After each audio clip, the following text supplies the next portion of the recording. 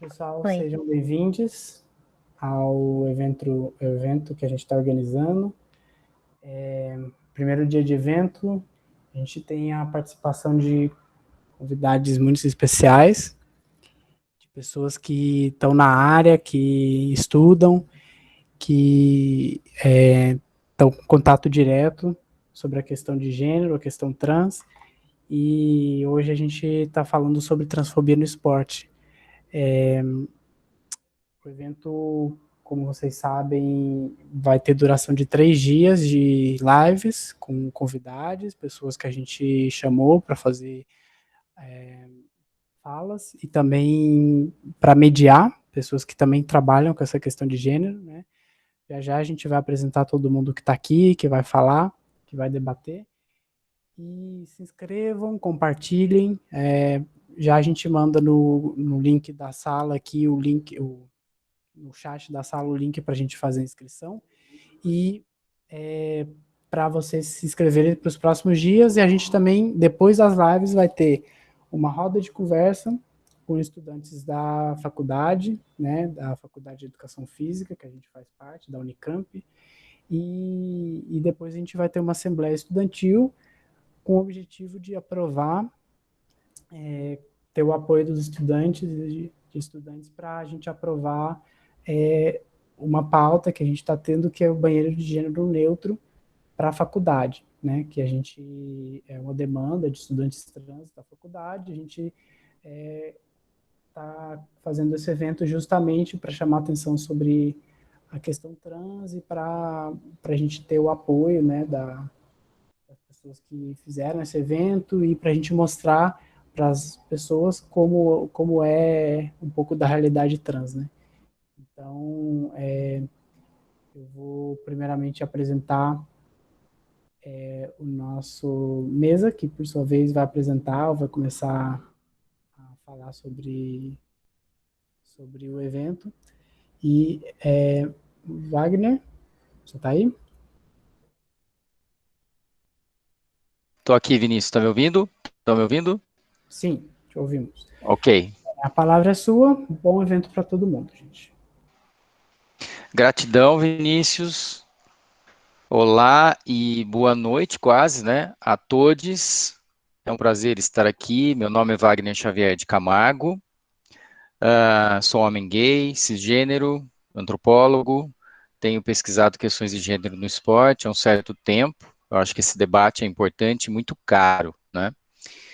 Agradeço ao convite, né, dos grupos que estão fazendo esse movimento, né, particularmente essa é uma iniciativa do FEFMANA, um grupo de mulheres feministas da Faculdade de Educação Física da Unicamp, do CAEF, do Centro Acadêmico, PET, FEF e da Atlética, né, são todos órgãos que estão se movimentando exatamente para essa pauta, que é muito importante e urgente, na verdade, a discussão. Né, a ideia do evento, conforme me foi passado, né, surgiu a partir dos diálogos sobre essa reestruturação, né, dos espaços de banheiros na Faculdade de Educação Física da Unicamp, e particularmente das dificuldades do uso desses lugares, desses espaços, por pessoas trans e não binárias, né. A intenção é trazer visibilidade para esse grupo e para essas pessoas, né? E também proporcionar, né, possibilidade de discutir outros assuntos que atravessam a comunidade T, né? Eu serei apenas mediador aqui, temos convidados especiais hoje, né, nomes interessantíssimos, né, particularmente um deles eu acompanho bastante. Então, antes de falar sobre tais convidados, eu vou dizer que é importante a gente ter em mente que temos que pensar nas questões de codificação sexual e codificação de gênero, de banheiros e vestiários, né? Não são espaços fugazes em que você passa por eles, ou que tem pouco significado. São muito importantes quando a gente pensa exatamente nessas questões que atravessam gênero e sexualidade, né? Então, conosco estão Leonardo Peçanha, né, que me passou, inclusive, um blog. O blog dele é bastante interessante aqui. Eu sugiro até que vocês consultem, né? Estou até aqui abrindo só para... Ele tem uma apresentação no blog, eu vou rapidamente fazer essa apresentação e depois eu passo a palavra para Leonardo, para que se apresente melhor. Então, mestre em Ciências da Atividade Física e especialista em Gênero e Sexualidade, professor de Educação Física e consultor da diversidade. Principais temas de pesquisa são gênero, sexualidade e violência, saúde transmasculina e transmasculinidades negras. Hoje debruçado sobre o tema de pessoas trans nos esportes e atletas trans. Ele pode depois se apresentar melhor, né? E temos também o prazer conosco de estar aqui com Agnes, né? Boiceta, pronomes masculinos, esportista, antropólogo, informação, pesquisa sobre pessoas trans no esporte, membro do setor social da Liga das Atléticas da Unicamp. Também é barbeiro, professor de inglês no cursinho popular Liberte-se e criador do conteúdo no YouTube e Instagram sobre questões sociais e identidade de gênero. Então é um prazer ouvir tais vozes, para mim pelo menos, espero que para todos, todas e todos vocês sejam também, né? Minha participação se encerra por aqui, no sentido de apresentá-los, apresentá-las, apresentá-los, e a gente vai ouvir, né? Que eu acho que é isso que a gente precisa fazer, ouvir e trocar essas experiências e saber um pouco mais sobre a condição de outras pessoas, além dos nossos umbigos. Então, de novo, é um prazer estar aqui. Como nós discutimos já anteriormente, Leonardo começa e depois Agnes pega o ritmo e continua, tá certo? Obrigado por enquanto, eu serei o mediador, qualquer problema podem falar comigo e no final eu também agregarei algumas questões, passarei para a gente ter um debate bastante produtivo hoje, nesse primeiro dia que inaugura a semana de discussões. Obrigado, gente. Olá, pessoas, boa noite já, né? Já são 18h20. Primeiro, queria agradecer a oportunidade, o convite de estar aqui, né? Parabenizar também a toda a organização do evento, dizer que é muito importante, né? Principalmente vindo daí da minha área de atuação, que é a educação física, estar se preocupando com esse debate, né? Olhar para o gênero para além, né? Do que já a gente está acostumado a tanto falar, né? Falar de transgeneridade também é isso, né? Principalmente falando de educação física. Então, queria parabenizar, agradecer todo mundo que está envolvido nessa construção desse evento, né? Prazer estar aqui com vocês. Grande beijo, Agnes. Nunca participei de nenhum evento com ele, é a primeira vez. Prazer. Te acompanho de longe também, viu? Você não sabe, mas eu acompanho. com muita felicidade. Então, é isso, assim, eu sou o Leonardo, né, já falou bastante coisa, só para complementar, eu sou graduado de licenciado e bacharel há 11 anos, vai fazer 12 esse ano, em Educação Física, e também sou ativista, né, dos direitos humanos, e especificamente dos movimentos negros e LGBTs, mais incisivamente na causa transmasculina negra. Faço parte do Fórum Nacional de Pessoas Trans, Negras e Negros, o FONATRANS, e da Liga Transmasculina Carioca, falo aqui do Rio de Janeiro, né?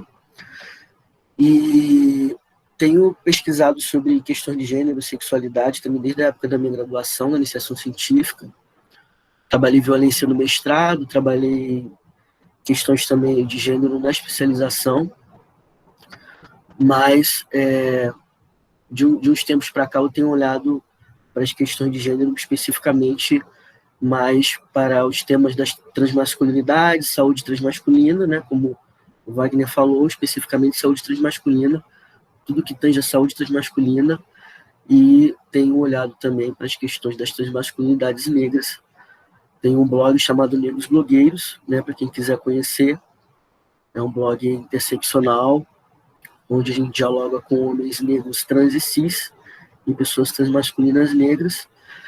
E a gente conversa sobre gênero, sexualidade, raça, né, classe, nesse blog desde 2015. Né? Então, só para contextualizar aqui um pouquinho mais da minha apresentação inicial. Bom, a gente tem falado muito aí, desde a época que já começando a entrar na minha fala propriamente dita, a gente tem muito visto, né, nas redes sociais, na internet, a questão do tema trans no esporte, né, principalmente com o olhar do senso comum, onde todo mundo virou fisiologista, onde todo mundo virou biólogo, né, um cissexismo muito naturalizado, uma transfobia muito naturalizada, e a gente não pode deixar também de perceber que, assim como as demais áreas, né, hegemônicas da sociedade, a educação física também faz parte dessa movimentação, né? Então, a transfobia vai estar ali presente, né? O cissexismo também vai estar ali presente. Então, é importante, quando a gente fala nesse tema, olhar de novo e olhar de outra forma, né? Olhar não apenas com essa perspectiva cisgênera e branca também, né? Dessa discussão, né? Porque existem outros fatores que devem ser colocados, né, nesse debate. Mas, para dar uma contextualizada, eu vou primeiro começar e trazer alguns outros fatores que imbricam na questão trans no esporte, por exemplo, lá no alto rendimento, mas que eu acho necessário a gente também contextualizar que essa transfobia ela vai impactar, por exemplo, lá na educação física escolar. Eu vou compartilhar aqui a minha tela com vocês. E só para ilustrar alguns slides, não são todos, mas eu vou mostrar alguns. Já estão vendo, não? Ainda não. Tá. E agora?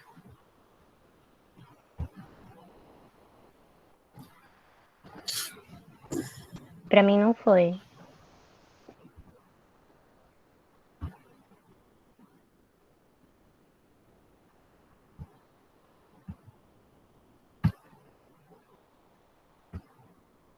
Foi agora? Ainda não, Léo. Geralmente aparece compartilhar tela, assim, quando a pessoa está compartilhando. Aí não apareceu ainda. Sim, apareceu para mim. Eu já apertei aqui. Pode Pronto, vou cancelar, vou de novo. Peraí, que às vezes é eu que não estou sabendo mexer. É assim mesmo. Ah, tá, já sei. Já sei o que foi. Eu fiz um negócio errado aqui. Agora vai aparecer. Apareceu? Aí, Isso, apareceu. Era eu e o computador. Agora já foi. Bom, eu vou abrir aqui para ficar maior. Então, para a gente poder contextualizar um pouquinho, eu queria trazer alguns estereótipos que, para quem já é da educação física, já talvez esteja mais familiarizado, para quem já está aí pesquisando, estudando, olhando para essas questões de gênero na educação física. É importante a gente perceber que tudo isso também vai estar entrelaçado com a questão de transfobia nos esportes, né? Porque desde lá, do início, quando a gente percebe, por exemplo, alunos, meninos, que têm pouca habilidade para jogos com bola e preferem jogos como o balé, o dança, né, ou outro tipo de esporte que não esteja nessa reserva considerada masculina ou feminina, que na educação física alguns autores ainda dizem reserva masculina, reserva feminina, né? Por exemplo, o vôlei, que é um jogo que, quando meninos praticam, alguns sofrem algum tipo de preconceito, digamos assim, né? Isso é preconceito de forma cultural. E algumas alunas, por exemplo, que tendem a ter mais aptidão física ou gostam mais de praticar futebol, né? Esses alunos e alunas, eles sofrem diversos tipos de preconceito, né? Porque eles fogem dessa lógica binária, né, de que menino faz futebol e menina faz balé. né? E o que isso acarreta? Acarreta de uma leitura da diferença, né, desses alunos e alunas, como se fosse algo pejorativo ou errado ou incomum, né, esses alunos e alunas praticarem ou gostarem desses tipos de esportes, né, ou atividades corporais, né. Isso hoje é menos, mas ainda assim acontece muito, porque está muito engessado na construção da nossa cultura, principalmente aqui no Brasil, quando se fala de futebol. Vide aí todas as questões relacionadas ao que o futebol feminino passa, né, em contrapartida ao futebol masculino, que tem diversos tipos de vantagens em relação ao futebol feminino. Então, essas marcações, elas vão estar na sociedade como um todo. E, por exemplo, numa aula de educação física escolar, isso pode aparecer, né? Por exemplo, meninos que têm trejeitos e meninas que têm trejeitos diferentes do que se é esperado, né? Que na aula de educação física, a gente não é uma aula como as outras, que fica todo mundo sentadinho, né, numa sala de aula. Isso pode acontecer também. Mas vai para o pátio, vai para uma quadra, vai para um outro lugar livre, onde ali a cultura corporal do movimento vai ser vista, né, e ela é expressada de diversas formas. E quando ela é expressada de uma maneira diferente, né, isso tem impacto no que as pessoas vão olhar, né, de como as pessoas olham, a maneira como as pessoas olham. Então, o que acontece? As pessoas tendem a fazer certa confusão, né, e aí também conceitual, do que é sexualidade, do que é identidade de gênero. Por exemplo, a gente vê muito, se ouve muito falar, por exemplo, que meninas que fazem futebol são lésbicas, né? Como se ser lésbicas fosse algo ruim ou errado, né? Ou meninos, alunos que gostam de dança, gostam de outros esportes, para além desses esportes ou prática de atividades corporais, que a maioria são homens, que eles são gays, ou são LGBTIs, enfim, como se isso fosse errado. Não tem problema uma pessoa ser homossexual, ser LGBT, né? Mas sempre vem essa leitura de forma preconceituosa e pejorativa, né? Isso vai acarretar num problema de preconceito que vai se perpetuar e que pode se perpetuar, na maioria das vezes se perpetua, ao longo da vida. E isso é muito sério, né? O que acontece? Por exemplo, deixa eu abrir. Uma aluna que gosta de futebol, né, ela vai ser lida como sapatão ou menino. Muitas meninas e mulheres que gostam de futebol extravasam isso e externalizam isso nas aulas de educação física escolar, são impedidas e criticadas por isso. A mesma forma quando acontece com meninos, são chamados de viadinho, de menininha, preconceitos misóginos, transfóbicos, LGBTfóbicos, né? E o que acontece? A gente não pode tratar a habilidade motora dessas pessoas como sendo algo desviante, levando a uma transfobia, uma LGBTfobia, né? Por quê? Porque isso é errado. A habilidade motora não tem ligação com a sexualidade de ninguém, nem com a identidade de gênero de ninguém. Isso é cultural. Cultural porque as pessoas que saem dessa expectativa do que é esperado são rotuladas de forma preconceituosa, né? Não se sabe, no caso, por exemplo, da educação infantil, no ensino fundamental, se aquela menina vai ser uma coisa ou outra, aquele menino vai ser uma coisa ou outra. Existem casos que a criança relata isso desde criança, em outros casos não. Isso é muito subjetivo, né? Não tem como você impor uma sexualidade, uma identidade de gênero, uma criança, um adolescente, né, de maneira pejorativa, querendo discriminar, apenas porque ela tem uma habilidade motora boa para um determinado tipo de esporte ou prática corporal, né? E isso é preconceito, isso é muito naturalizado entre nós, né? Ainda isso acontece, né? E quando a gente fala nesse tipo de tema, é importante, e aí entrando um pouquinho mais na questão das pessoas trans, eu vi vocês falando em relação à questão do banheiro. É importante, sim, que o nome social das pessoas sejam respeitados, né? É importante que esse banheiro seja um banheiro seguro, né? Para que todas as pessoas possam entrar nele e fazer as suas necessidades fisiológicas, que, na verdade, nós, pessoas trans, apenas queremos fazer as nossas necessidades fisiológicas, né? O que eu tenho visto, e fazendo parênteses, por exemplo, em algumas universidades públicas aqui no Rio de Janeiro, por exemplo, na UF, tem um banheiro lá, por exemplo, masculino para todos os homens, ou feminino para todas as mulheres. Ou que se faça um banheiro neutro, mas que seja neutro para todas as pessoas, cis e trans, né? Porque essa ideia também de achar, como eu já ouvi algumas pessoas falando, de que se colocar todas as pessoas, homens e mulheres, no mesmo banheiro, pode acontecer violências, casos de violência, como se isso já não acontecesse fora de banheiro, né? Isso já acontece em outros casos, né? E aí até, lembrando que a Indianara Siqueira sempre fala, né? Colocar pessoas, mulheres, mais mulheres no mesmo banheiro, homens e mulheres no mesmo banheiro, pode até impedir que esse tipo de violência possa acontecer. Ele vai estar circulando outras pessoas, de diferentes tipos de pessoas, né? Isso é o que eu penso, né? Ninguém tem que concordar ou discordar, enfim. Só estou trazendo aqui uma perspectiva desse assunto, né? Que é bastante complexo. Mas a verdade mesmo é que as pessoas só querem fazer necessidades fisiológicas, né? E lembrando que hoje LGBTfobia é crime, né? A decisão do STF já determinou isso, embora tenha aí as questões relacionadas a acessar esse tipo de prática jurídica formal ali, né? Da denúncia, né? Mas ela hoje é crime, né?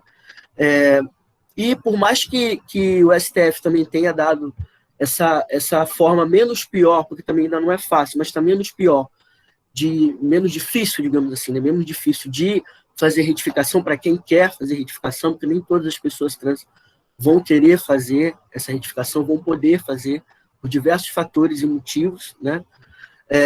Isso também ainda está difícil, né? Porque uma coisa é você conseguir essa retificação aqui no Sul, no Sudeste, né, na capital. Outra coisa é você conseguir isso numa cidade do interior ou uma cidade onde esse tema não se é falado, onde as pessoas sequer sabem o que é trans e o que é cis. Então precisa ter um olhar muito cuidadoso e respeitoso quando a pessoa fala para você quem ela é, né? E simplesmente respeitar o que ela está dizendo. E nem sempre o que você está vendo é o que é. Então fiz esse parêntese para poder estar até dialogando também com o que, pelo que eu entendi, foi o que trouxe toda essa problemática do banheiro, que fomentou também esse evento. Então, eu queria também falar um pouquinho sobre isso. Bom, eu trouxe aqui voltando aqui para o tema de trans no esporte, eu trouxe aqui algumas pessoas trans, né, para a gente poder estar falando um pouquinho sobre isso. Opa, abriu o negócio errado. Esse aqui, pronto.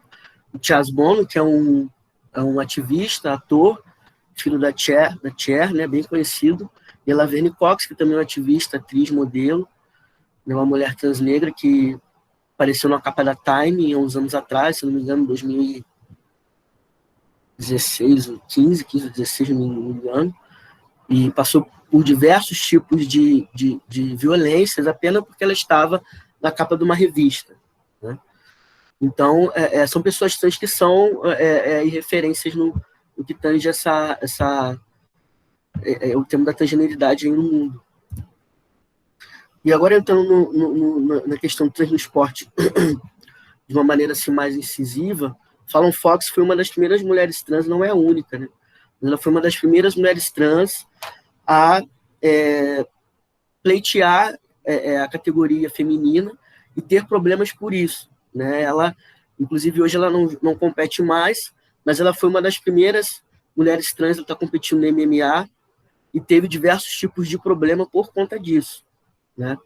E ficou aí o legado dela para que outras pessoas trans, né, pudessem também estar acessando esse lugar do esporte de alto rendimento.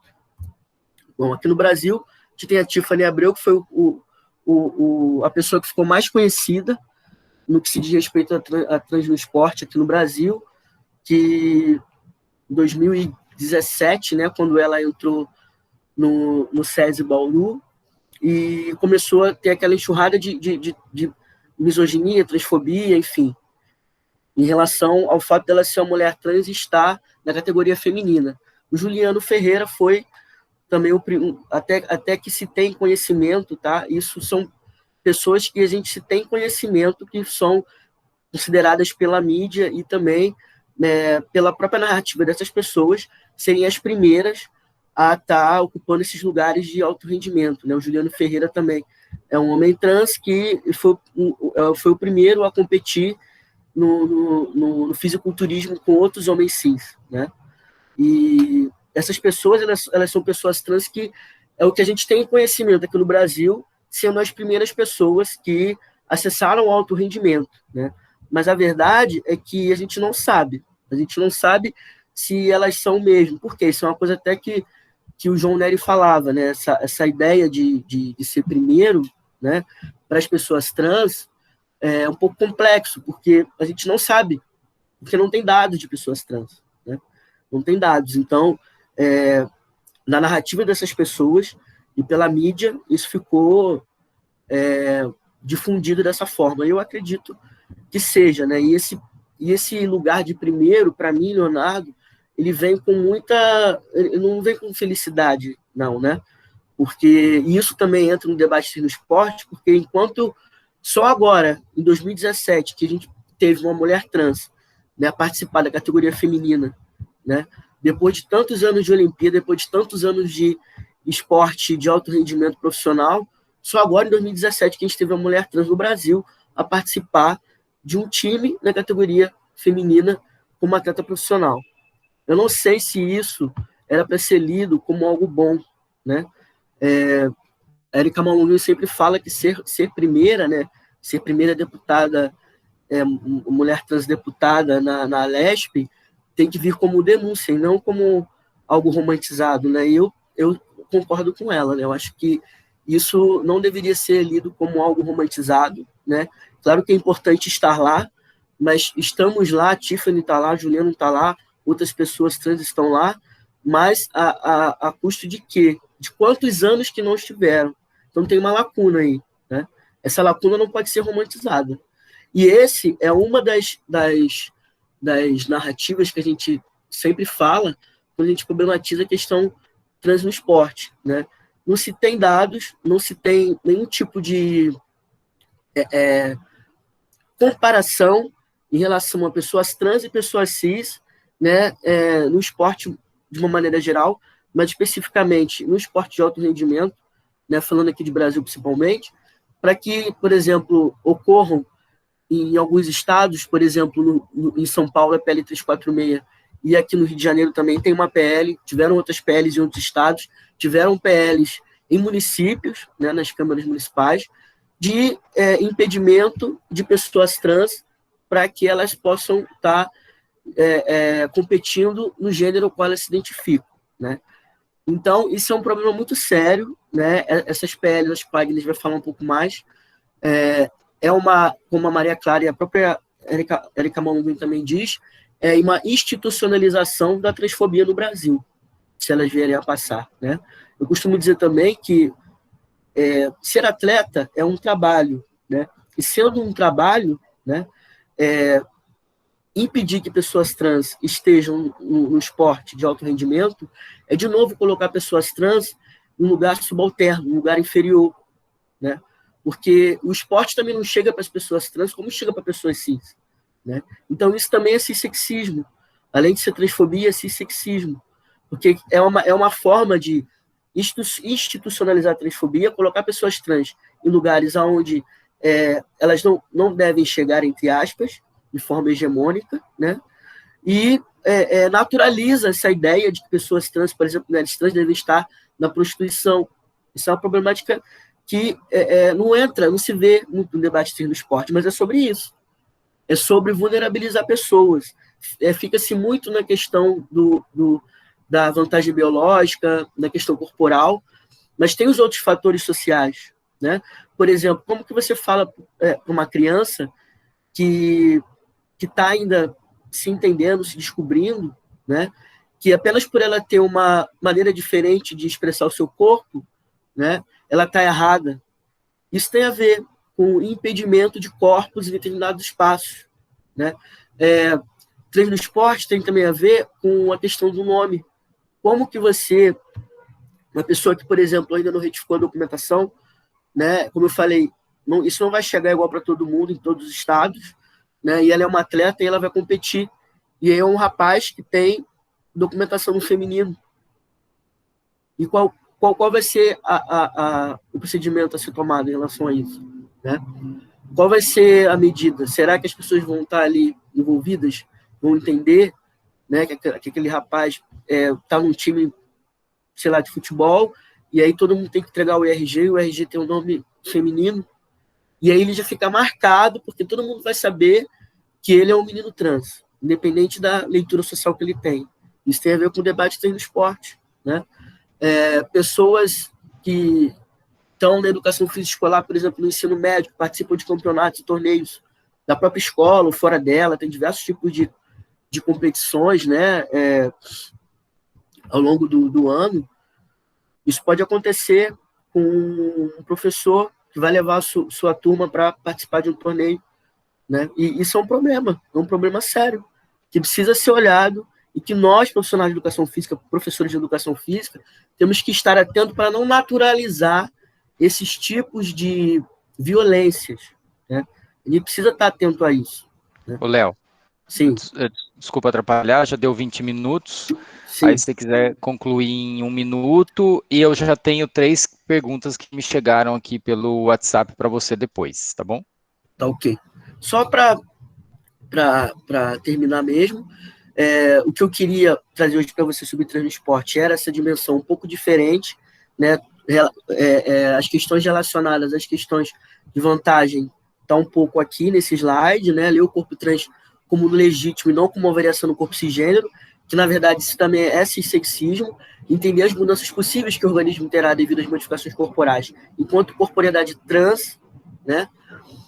Entender que a reposição hormonal que é feita é a mesma para atender os mesmos níveis de pessoas cisgêneras, né? Não é uma reposição apenas estética, ela é funcional, né? Considerar as valências físicas levando em conta essa corporeidade trans, levando em consideração diversos detalhes, como, por exemplo, idade, né? O tipo de acesso que aquela pessoa teve naquele esporte, né? A Tiffany começou a treinar no feminino com 30 anos, né? E tem toda uma questão relacionada que as pessoas falam que ela teve vantagem porque teve um desenvolvimento corporal como uma outra lida como uma outra identidade antes disso. Tá, mas exatamente por isso, ela fez isso com 30 anos. Com 30 anos, o nosso corpo, o nosso metabolismo começa a desacelerar. Né? Ela mesma diz que ela tem problemas, tem câimbras, passa por certas dificuldades, né, que outras pessoas não passam por ela ser trans. Os impactos hormonais que acontecem no nosso corpo tem que ser levado em consideração também, né? Entender que as pessoas são biológicas, todo mundo é biológico, né? O nosso corpo é biológico, as pessoas trans são biológicas também, né? Entendendo que as marcações das pessoas cisgêneras e as marcações das pessoas transgêneras, né? Mas, na verdade, todo ser humano é um ser biológico. Aqui são algumas sugestões de bibliografia que eu trouxe, né? Que são pessoas que estão contextualizando, trabalhando, pesquisando sobre esse tema. Esse aqui é o do Comitê Olímpico, a diretriz que deu a possibilidade de pessoas trans estarem nas Olimpíadas, né? Esses dois últimos aqui do lado direito, é a pesquisa da Harper, que é uma mulher trans que está no COI, e que ela ajudou também nessa contribuição, que foi essas pesquisas que a própria Harper também fez, elas e outros pesquisadores, né? Que ajudou nessa instrumentalização de estar legitimando pessoas trans nas Olimpíadas. E essas duas aqui são outros 2 autores que também estão trazendo esse debate para o meio acadêmico. Enfim, não são apenas esses, tá? Esses são os que eu quis trazer, mas tem outras pessoas. Tem também a dissertação do colega Eric Seger, que apresentou ano passado a dissertação sobre pessoas trans no esporte, defendeu no final do ano passado, e amanhã vai ter a defesa de tese do Rafael, também do FRJ, que é sobre mulheres trans nos esportes. Então, era isso, desculpa, eu passei um pouquinho de tempo. Um beijo, gente. Tranquilo. Obrigado, Léo. Vamos para a Agnes. Por favor, Agnes. Olá, gente, boa noite. Queria Obrigado. agradecer também pelo convite, de estar participando aí do evento. E é uma honra estar participando junto com o Léo, com o Leonardo Peçanha. Eu acompanho ele já há muito tempo, já, tanto no blog quanto no Instagram. E, enfim, muito chique estar aqui. Bom, como já foi apresentado, eu sou estudante, estou na graduação ainda, jovem, um bebê. Estou na graduação, 4º ano de Ciências Sociais, com ênfase em Antropologia, e agora estou realizando a minha iniciação científica, que o tema é sobre pessoas trans no esporte, mas mais especificamente sobre as controvérsias em torno do debate do PL, que o Léo falou, 346, proposto aí em São Paulo, né? E investigar os argumentos que são usados a favor e contra, quem que está envolvido nessas controvérsias, nesse debate. E, enfim, para além disso, eu também, pessoalmente, né, aqueles, né, sou homem trans, blá, blá, blá, boy cedo, e sempre pratiquei esportes, então é algo que tem uma relação bem pessoal também, de viver na pele diversas questões, né, além de estudar cientificamente, né. Então, eu já fiz, inclusive, quando eu entrei na universidade, fiz parte dos times de futsal, comecei no futsal feminino, aí transicionei e comecei a treinar no time de futsal masculino. E aí, né, várias questões, várias reflexões, enfim, processos. Mas então, aí já faz mais ou menos uns 2 anos que eu tenho pesquisado esse assunto, assim, efetivamente, porque primeiro que eu levei 1 ano para escrever meu projeto de IC, para mandar, e agora eu estou terminando o relatório parcial da minha iniciação científica, então foi massa esse convite nesse momento também, que as coisas estão bem frescas assim na minha mente. Então é isso, né? Contextualizando assim mais sobre o Brasil, né? Essa discussão chegou no Brasil graças a Tiffany, né? Que o Léo citou ela aí, que foi em dezembro de 2017 que ela foi contratada pelo time do SESI Bauru, que aí chegou essa discussão com força assim no Brasil, né? E aí, durante o decorrer de 2018, foi toda, enfim, polêmicas, enfim, ofensas, né, na mídia, enfim. Porém, desde 2015, né, nos Estados Unidos, teve o caso da Fallon Fox, que o Léo citou aí. Então, em 2015, gerou muita polêmica, e, tipo assim, a transfobia pesadona mesmo, porque antes não tinha, sei lá, nenhum tipo de filtro, a galera, né, não se importava nem um pouco, enfim. E foi bem pesado mesmo, as coisas que as pessoas falavam para ela, a forma que a mídia mostrou as coisas, tanto é que ela até parou de competir, né? E, inclusive, nesse mesmo ano, de 2015, no final dele, em novembro, foi quando o COI, que é o Comitê Olímpico Internacional, né, que é tipo a maior autoridade, vamos dizer assim, maior órgão internacional que produz regulamentações e regras assim no assunto que influenciam e as outras organizações esportivas do mundo inteiro, né? Então, o COI, em novembro de 2015, lançou uma resolução atualizada sobre atletas trans.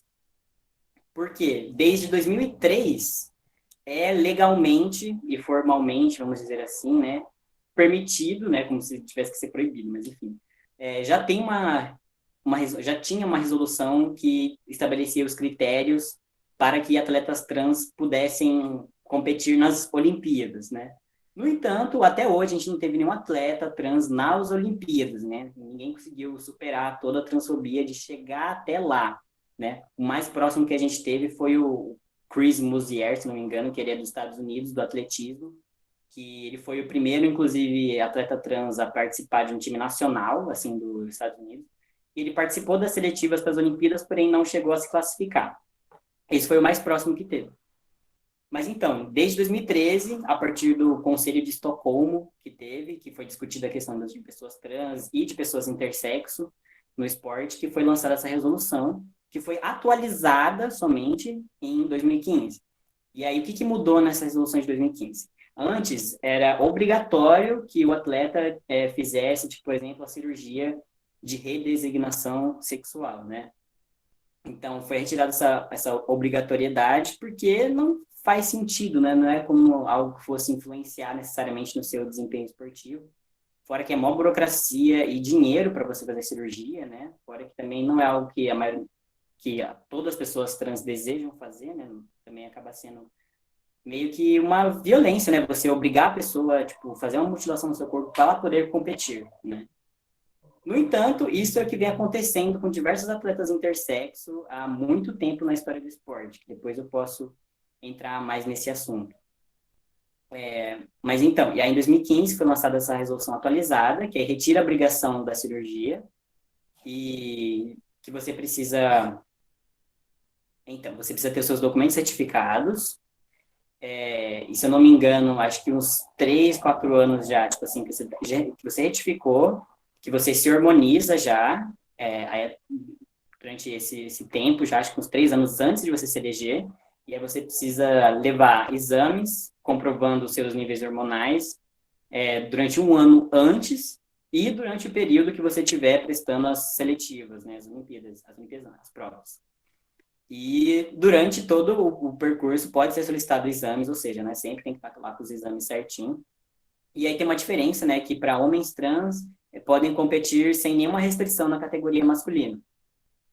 Que aí tem aquele pressuposto, né, de que, tipo, eles não teriam nenhuma vantagem. Que aí a gente pode, né, problematizar isso também depois. Mas só que para as mulheres trans precisam atender rigorosamente esse requisito, principalmente o de manter o nível de testosterona abaixo de 10 nanomol lá.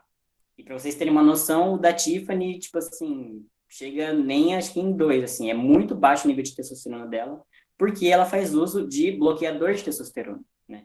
E aí também eu percebo que às vezes tem muita falta de informação mesmo de como que funciona a reposição hormonal para as pessoas trans, né? Porque às vezes talvez as pessoas cis possam ter a ideia de que a gente sai se entupindo de hormônio, assim, né? Tipo, eu tomar esse comprimido aqui, tomar uma injeção. Vou falar que tem pessoas que não fazem, pessoas que não fazem. Mas só que se você é um atleta profissional, né? Se você segue direitinho, cuidando da sua saúde, que nem o Léo falou, você precisa manter os seus níveis hormonais numa média, que é a mesma média que as pessoas se seguem. Ou seja, a gente tem que manter os níveis hormonais regulados, não apenas por essa regra aí no esporte, mas para a própria saúde do nosso corpo, para os órgãos funcionarem tudo certinho, né? Porque, enfim, os hormônios não são só relacionados sei lá, características sexuais, ou enfim, mas ao funcionamento próprio, né, dos nossos órgãos, né? Que os hormônios são mensageiros químicos, enfim, blá, blá, blá.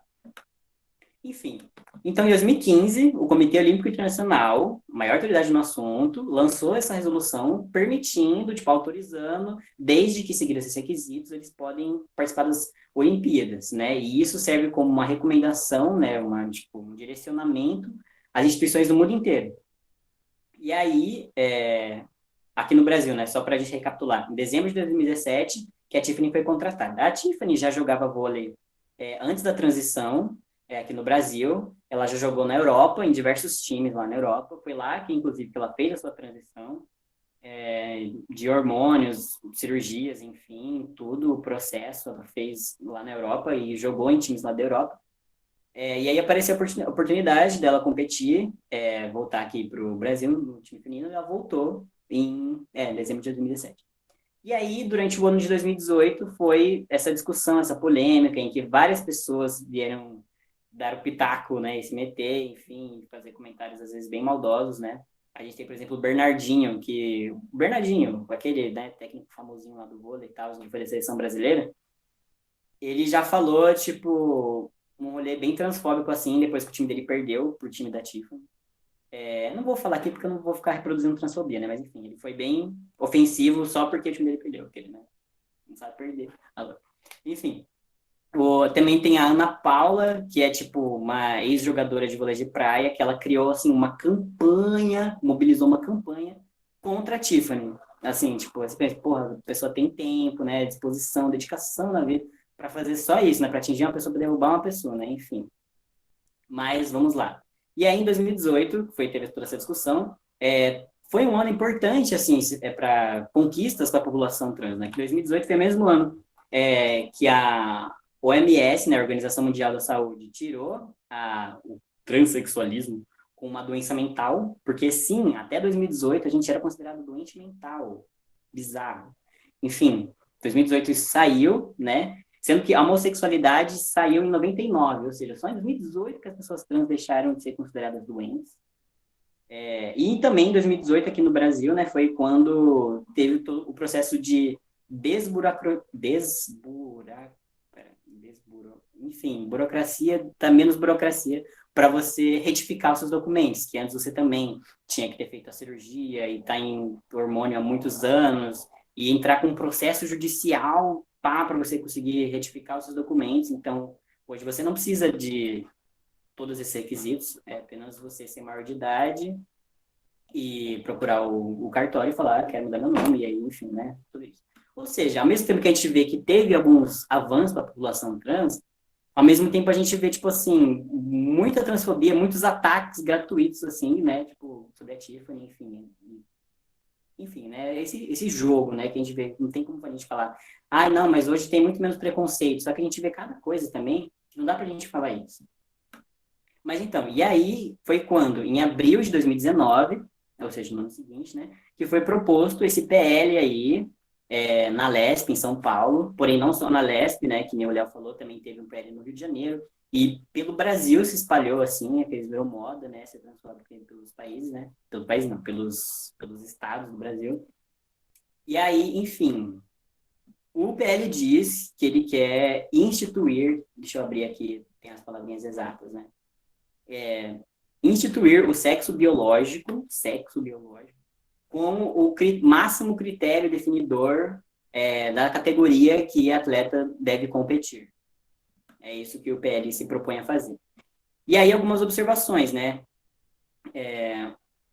Primeiro que o PL ele pode ser considerado como inconstitucional, por quê? Porque temos o princípio da autonomia desportiva garantido na nossa Constituição, que prevê o quê? Que as organizações esportivas tenham autonomia para, enfim, criar as suas regras, ou, tipo, seguir as suas regras, né? Lógico que, tipo assim, tem o Comitê Olímpico Internacional, né? Então, tipo assim, é lógico que você vai seguir as recomendações feitas por eles, né? Mas, tipo assim, isso foi feito para que o governo, vamos colocar assim, o governo estadual ou até o governo federal não tenha influências, sei lá, políticas ou ideológicas sobre o esporte, né? O esporte não é para ter influências desse tipo. Então, nós temos esse princípio. E também, tipo assim, como que um projeto de lei, né, de um deputado estadual se propõe a passar por cima do Comitê Olímpico Internacional, sabe, que é a maior autoridade no assunto, que tem como uma comissão médica que, tipo assim, estuda, pesquisa. Inclusive, a Joanna Harper, que o Leonardo citou, é uma das pesquisadoras, uma das médicas que fazem parte da comissão médica do Comitê Olímpico Internacional, né? Então, enfim. E aí, outra coisa também, o projeto original que ele mandou tinha uma página, o projeto de lei, tinha uma página que era só isso, assim, sabe? Eu só quero colocar o sexo biológico mesmo. E aí, como uma das referências que tem, assim, no projeto de lei é, tipo, uma reportagem da UOL, da Ana Paula, falando de transfobia. Sim, sem querer desmerecer o UOL, né? Mas, enfim, se elas colocassem no projeto de lei, não pega muito bem, né? Enfim. E aí, depois teve uma emenda, né, no projeto, feita por quem? Pela Janaína Pascoal, isso mesmo, ela veio se meter no meio dessa história. E aí, o projeto de lei ficou com 4 páginas, né? Bum! Tipo assim, e a Janaína Pascoal, ela é, tipo, professora de direito, né? Ela é uma pessoa da área ali, jurídica e tal. E aí, inclusive, ela adicionou um termo, né, que é meio para tentar sofisticar o argumento, né? Tentar... tipo assim, né? Sofisticar, a intenção é a mesma. Porém, eu vou falar uma palavra chique para, tipo, ter mais legitimidade, né? Que aí ela colocou o termo o quê? Equidade. Que ela falou assim que para a gente manter a equidade nas competições, é necessário, né, que a gente coloque o sexo biológico, porque não é justo com as mulheres biológicas, né, que, tipo, mulheres trans participem, né, por mais que elas tenham inalienável dignidade humana, né, e direito como qualquer outra pessoa, porém elas não devem participar do esporte. Falou, né, basicamente é isso. E aí a gente fica numa polêmica, porque esse termo equidade, ele foi bem estrategicamente colocado, né, porque vem como como posso dizer assim, em contraposição, não sei, encontro com o termo de igualdade, né? Porque às vezes igualdade não é sinônimo de justiça, né? Que você colocar, sei lá, a mesma regra para pessoas que não estão na mesma altura, assim, na mesma posição social na sociedade. Então, a equidade vem numa tentativa de nivelar, atendendo às especificidades de cada um. Esse é mais ou menos a ideia de equidade, né? Que aí a gente fica naquela questão, né? Que aí é uma tentativa de justiça com as mulheres biológicas, ou é uma exclusão, simplesmente, né? E que nem o Léo disse, nós, pessoas trans, não somos biológicos, a gente é o que? Alienígena. A gente também é biológico, sabe? Então não tem essas mulheres biológicas e mulheres trans, sabe? Enfim. E aí tem muito disso. Um dos argumentos contrários principais é que estaria tendo uma ameaça às mulheres biológicas, tipo assim, nós precisamos proteger as mulheres. E tem até uns argumentos meio feministas, assim, vamos colocar, né? Tipo, que até o deputado começa a virar feminista, né? Quando ele vê que serve aos propósitos dele, né? De falar, não, mas a gente precisa proteger as mulheres no esporte, gente. Faz tão pouco tempo que elas não conseguiram fazer parte do esporte, agora vão ser atacadas. E você percebe o quê? Mas como é que mulheres trans estariam atacando o esporte feminino se elas também são mulheres? E aí você saca a transfobia, que no fundo é porque eles não enxergam as mulheres trans como mulheres, né? E aí, inclusive, a Tiffany respondeu a isso enfim, no evento, dizendo que dizem que eu quero tirar lugares de mulheres. Eu não quero tirar lugar de ninguém, sabe? Eu tô aqui no meu direito, sabe? Como qualquer outra mulher, competindo como qualquer outra mulher, sabe? E, enfim. Fora que, assim, gente, ela é a única, literalmente a única atleta trans, né, conseguiu chegar no nível profissional, assim, tipo, no Brasil. Eu não conhecia, inclusive, o Juliano. É muito bafo ter conhecido ele, eu não conhecia. Enfim, mas que ameaça, né, que tá representando, assim. Porém, mesmo assim, teve um movimento, inclusive, organizado por mulheres cis atletas, né, tipo assim, contra mulheres trans no esporte, enfim, Ana Paula lá no meio, enfim. Mas, todavia, enfim, aí teve esse projeto, né, que foi proposto em abril de 2019, e aí, durante todo o ano, foi tendo uma discussão em torno dessa questão, né, que reacendeu o debate que tinha sido feito lá em 2018, então, várias polêmicas, e aí foi, no meio do ano, eles conseguiram não aprovar o PL, mas, tipo, com que ele se tornasse em regime de urgência. Pensa, mano, por que isso é tão urgente, sabe? Será que a gente não tem problemas mais sérios na sociedade, em São Paulo, para resolver, do que tratar isso como urgência?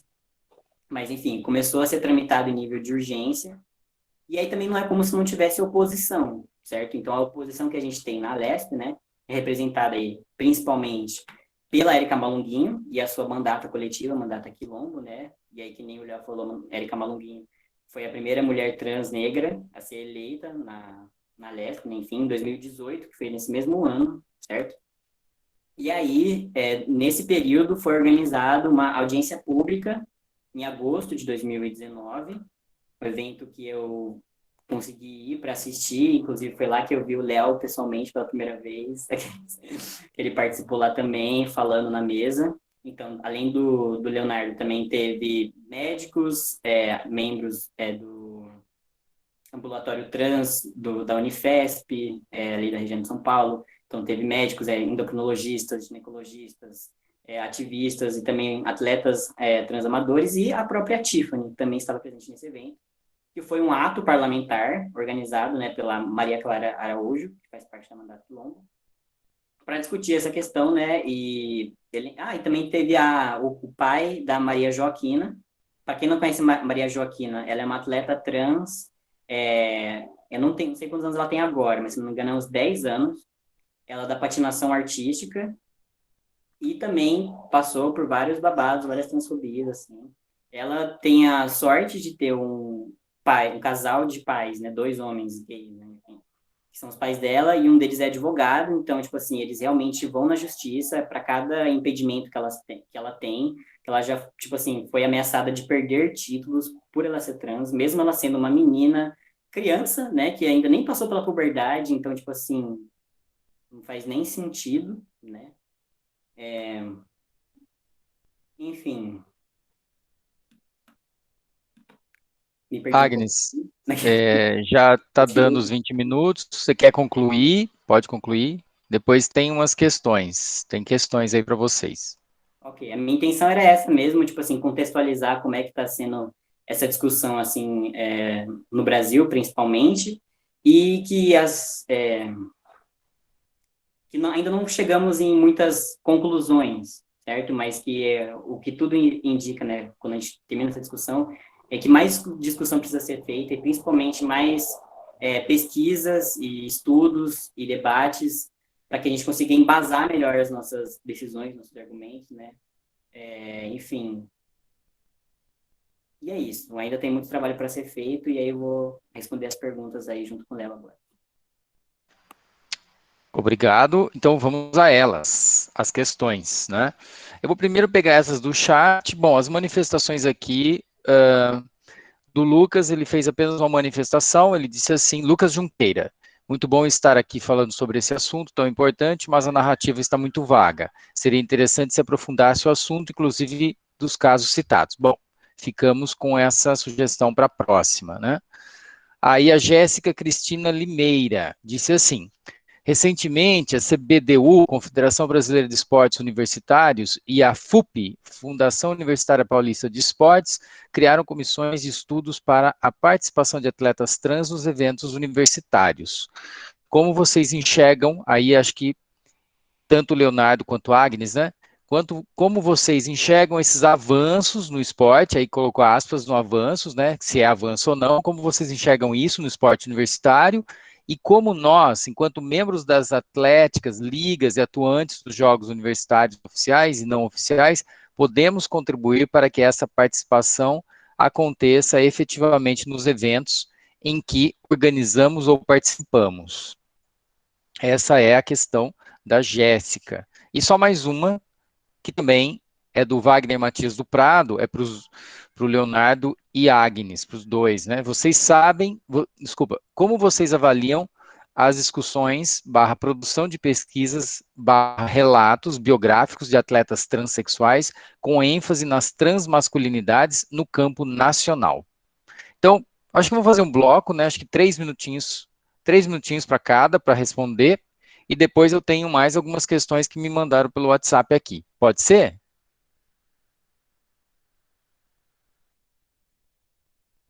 Então, 3 minutinhos para o Léo, para responder, quer dizer, responder ou falar sobre, né, Léo e Agnes, não se preocupem, assim, tipo, responder, se manifestar com relação a essas questões que foram colocadas. Primeiro da Jéssica, que fala dos esportes universitários, e se isso é avanço mesmo ou não, e como que a gente pode se posicionar, e a segunda do Wagner Matias do Prado, sobre essa questão de como que esses relatos autobiográficos de pessoas transexuais, enfim, aparecem nesse campo nacional e impactuam nessa produção de conhecimento sobre as transmasculinidades. Sim. Bom, Lucas, assim, aqui o espaço é pequeno, né? O tema é muito grande, assim. Tem muita coisa para se falar, né? Hoje eu quis fazer um pouco diferente, eu trouxe um pouco um olhar mais sociocultural mesmo. Eu sou da área sociocultural, não sou da biomecânica, da fisiologia, eu sou da área sociocultural, e hoje adentrei mesmo por esse olhar, né? Mas, assim, não se esgota em nada do que a gente conversar aqui. O tema é bastante amplo, né, e complexo, né? Mas para, por exemplo, falar um pouquinho mais, vou tentar ser um sucinto, tudo que o Agnes já falou em relação a Tiffany, e ela sofreu, e ainda sofre muita violência, né, por conta de ser uma mulher trans que está no feminino, né, competindo na categoria feminina, e ela não deveria estar em outra, né, porque ela é uma mulher, né, e o debate é em torno mesmo da questão desse olhar cisgênero para um corpo transgênero, né? A Tiffany não é uma mulher cis, ela tem questões corporais, né? Que ela também teve desvantagens, ela também perdeu, né? Com todo o processo de reposição hormonal que ela fez, né? Ela mesma fala sobre isso. Então existe esse debate em torno da participação dela, porque as pessoas acham que por ela ser uma mulher trans ela tem vantagem física por isso, né? E isso é uma maneira de ler ela como homem. E ela não é um homem, né? Ela é uma mulher trans redesignada, né, que já faz reposição hormonal há alguns anos, e o corpo dela também mudou. E essas mudanças têm que ser levadas em consideração, né? No caso do Juliano, o Juliano é um amigo meu pessoal, ele é atleta de fisiculturista há muitos anos, né? Ele também é educador físico, ele também é da educação física, ele é personal, e professor também, é professor de musculação, e ele relata que participou de alguns campeonatos de fisiculturismo, né, na vida dele. Parece que um ele ganhou, acho que ele ganhou da categoria trans. Fizeram eu não sei como que funciona essa coisa de fisiculturismo, mas parece que a federação que ele participava fez um específico para homens trans, né? E nesse debate também tem toda essa questão, então vamos criar uma categoria trans. Eu, Leonardo, não sou a favor disso. Por quê? A gente vive no mundo binário e as pessoas a gente ainda tem que ser colocadas enquanto categorias que existem, feminina e masculina, né?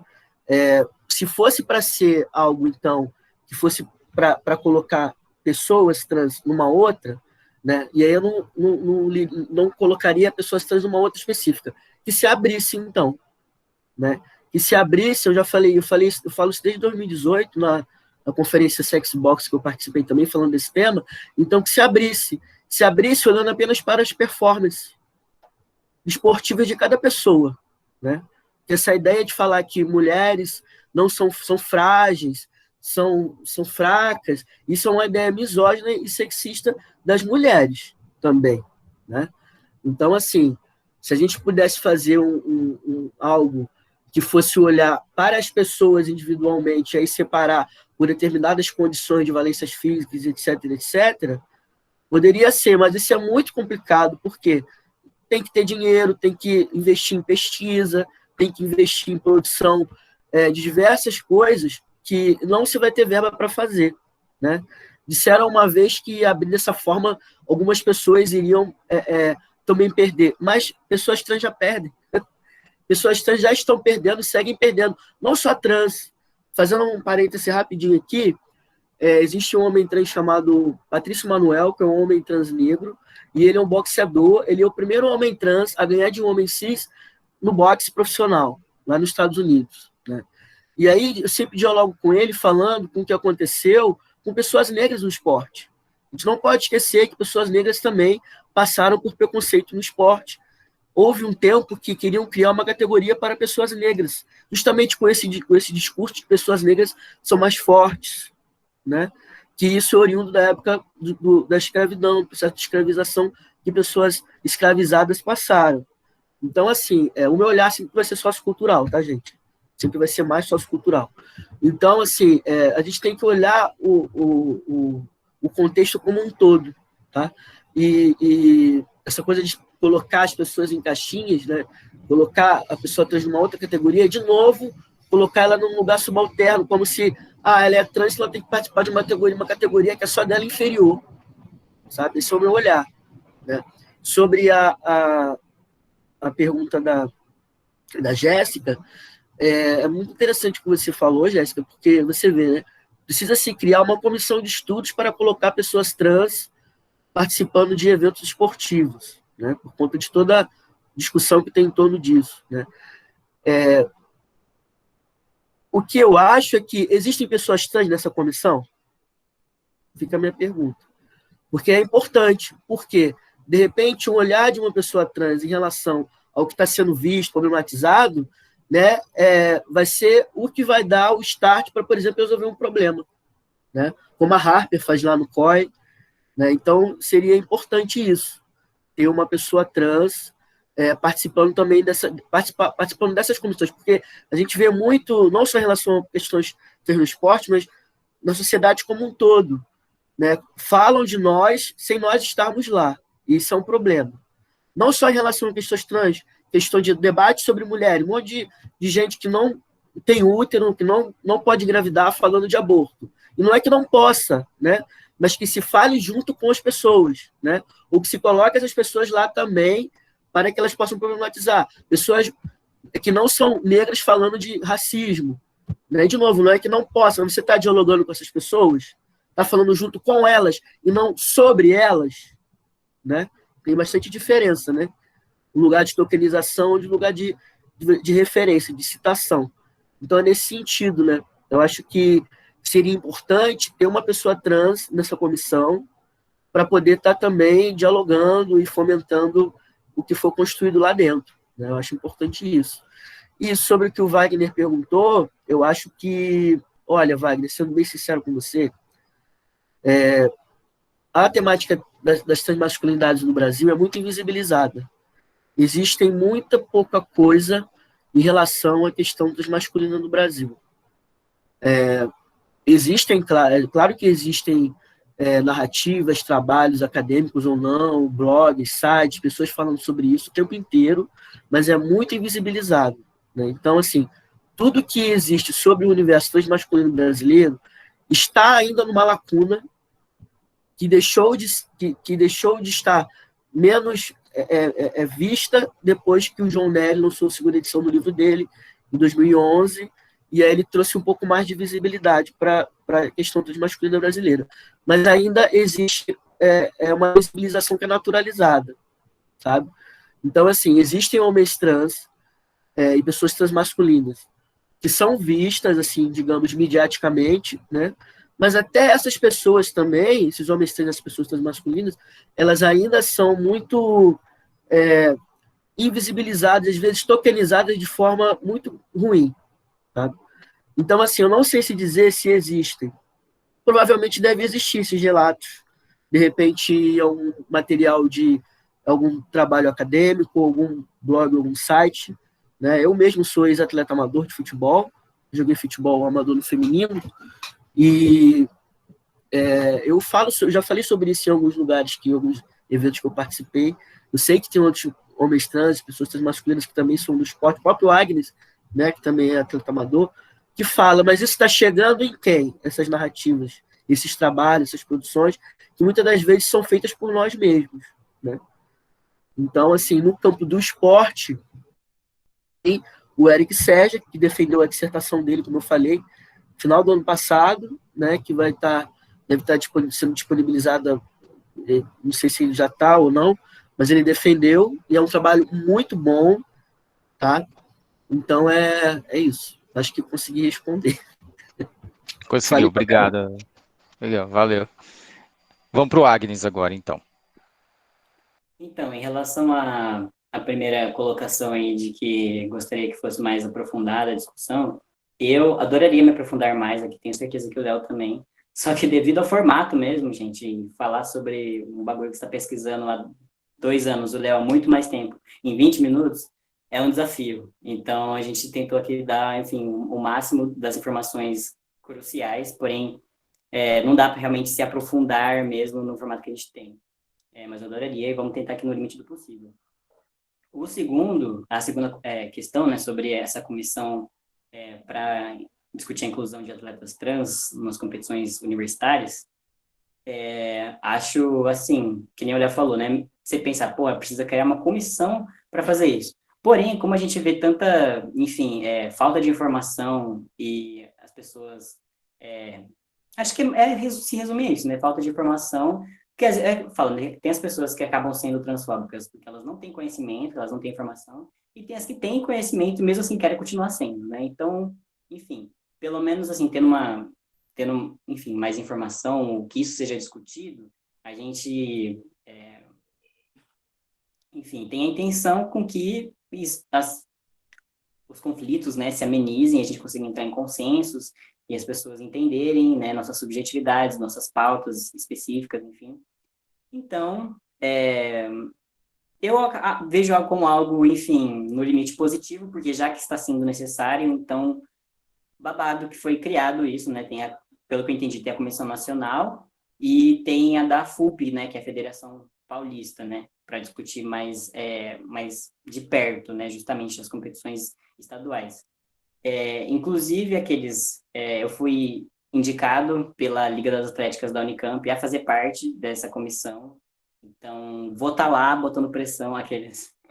E também, enfim, me botando a par das questões. E acho que o Léo falou, é crucial que a gente tenha, enfim, uma pessoa trans que esteja lá para fazer parte das discussões sobre pessoas trans, né, que isso não seja decidido apenas por pessoas cis. Enfim, então, é isso, né? Já que está sendo necessária uma comissão, então, que bom que foi criada, que tenha muito mais pessoas trans na área que estejam participando também, para a gente conseguir discutir isso melhor, mas de forma mais aprofundada. E a outra coisa também foi como que as pessoas cis, né, da área da educação física também podem contribuir, vamos dizer assim, né? Eu acho que criar eventos como esse já é um ótimo passo, né? Que isso seja discutido amplamente entre pessoas trans, mas principalmente também as pessoas cis também, né? Para se educarem e se botarem por dentro das questões, né? E justamente ter essa comissão, né? Alguém para consultar, né? Porque às vezes tem muitas questões de casos específicos, né? Tipo, enfim, relação à harmonização, enfim, tanto isso de apresentar os exames, né, feitos, sei lá, todo mês, não sei se tem que apresentar o exame de sangue com o seu hormônio lá certinho. Então, são várias questões, vários detalhes que eu acho válido ter uma comissão e pessoas especializadas nisso para que a gente evite situações constrangedoras ou, enfim, que possam prejudicar aí campeonatos, né, e atletas. E a última questão foi sobre pessoas transmasculinas, né, no esporte. Eu descobri recentemente também, eu estava pesquisando, que tem um atleta do MMA brasileiro, que é o Chris McFur, que ele se refere como artista marcial, que faz parte do MMA. Ele não fez a transição hormonal ainda, ou seja, ele não toma testosterona, e ele compete na categoria feminina. Ele, pessoalmente, diz que se sente mais confortável assim, prefere continuar competindo assim, e que depois que ele, sei lá, terminar a carreira dele, que ele vai tomar hormônio, que não é algo também tão importante na vida dele. E aí ele conversou com o pessoal lá que estava organizando campeonatos e tal, sobre, tipo, respeitar o nome dele, né? Tanto a questão também de vestimenta, né? Que, tipo, no masculino os caras usam short, tipo, bermuda, e aí no feminino as mulheres usam, tipo, top e shortinho. E aí, tipo, ele discutiu lá para ele poder usar uma camiseta, pelo menos, né? E uma bermuda, e ser respeitado no nome dele no masculino, enfim. Que para ele não é uma questão ele competir com outros atletas cis, né? Que é o contrário, por exemplo, do Patrício Emanuel, que o Leonardo falou, que ele foi, né, ficou conhecido como o primeiro boxeador trans a ganhar de um outro competidor cisgênero. Para ele é importante competir na categoria masculina. E eu acho importante falar sobre isso também, sobre, tipo, atletas trans que competem ou preferem competir na categoria correspondente ao gênero que foi assignado no seu nascimento, né? Por mais que, vamos colocar assim, que elas estejam fazendo o que o autor do PL queira, né? O problema do PL é que ele coloca isso como a única opção. E tem pessoas trans que querem, que preferem, né? As pessoas, enfim, né? Tem o direito, né, de optar por onde elas se sentem mais confortável, enfim. O problema é você restringir a só isso, né? Porque para outras pessoas trans, isso pode ser sinônimo de violência, sabe? Tipo assim, você está num ambiente em que tem pessoas que são do gênero que você não se identifica e que isso remete a violências passadas de invalidação mesmo da sua identidade, do seu gênero, né? Então, um PL que se propõe a restringir apenas essa opção, e esse que é o ponto problemático, principalmente, né? E outra coisa também que é problemática e contraditória é que se a gente fosse seguir a lógica desse projeto de lei, de que o sexo biológico, e aí também o próprio conceito de sexo biológico já é ultrapassado, que eu também posso falar um pouco mais disso mais para frente, mas enfim, instituir o sexo, né, biológico como único definidor, no sentido, tipo assim, ok, no caso das mulheres trans, a gente consegue entender a transfobia bem fácil. Agora, e no caso do homens trans? Tipo assim, para ser justo, seria justo manter homens trans competindo com mulheres cis. Tipo assim, homens trans que se harmonizam, que tomam testosterona. Seria justo, então, sabe? Quem disse isso foi a Erika Hilton, numa entrevista que ela deu no canal do Transdiário, falando sobre isso. E que justamente, né, você vê a enorme contradição, né? Para manter uma suposta equidade aí, né? Seria justo, então, homens trans hormonizados competiriam com mulheres cis? Aí não teria nenhuma vantagem? Então, tipo assim, a própria intenção é contraditória, e é preciso que a gente estude, enfim, cada caso. E a questão da hormonização é importante que a pessoa, enfim, se ela realiza ou não, mas, tipo, que ela realize de uma forma regular e com exames para a própria saúde do corpo dela mesmo, não apenas para, enfim, efeitos fenotípicos e performance esportiva, né? Enfim. É isso aí, Agnes. Obrigado. Posso só Fala, Léo. complementar rapidinho, que eu lembrei uma coisa que ele falou do Patrício, diferente da Tiffany, né? Embora o Patrício esteja numa outra, é bem diferente, ele está nos Estados Unidos e tal, não está aqui no Brasil, mas as violências que o Patrício passou, diferente da Tiffany, por exemplo, teve racismo, muito racismo, porque ele é um homem negro, mas também o que aconteceu com ele foi que tentaram deslegitimar ele enquanto homem trans, dizendo que o rapaz com o qual ele competiu era um homem que sempre perdeu e que teve poucas vitórias, e que por isso ele ganhou. Um outro detalhe foi que, então ele toma testosterona, ele ganhou porque ele toma testosterona. Então, como se ele fosse, como se fosse doping, né? Ele ter tomado testosterona, e aí ele ficou mais forte que esse homem cis que já era fraco, sabe? É sutil, quer dizer, para a gente não é sutil, mas para quem está olhando de repente de fora pode ser sutil. Isso é cissexismo, sabe? Isso é deslegitimar o atleta trans, homem trans, no seu lugar de homem trans, em relação à reposição hormonal que ele faz, porque não é apenas estética, como a gente já falou, né? E também no fato desse rapaz que ele competiu ter tido poucas vitórias, né? Mas aí a lógica cisgênera, transfóbica, sexista.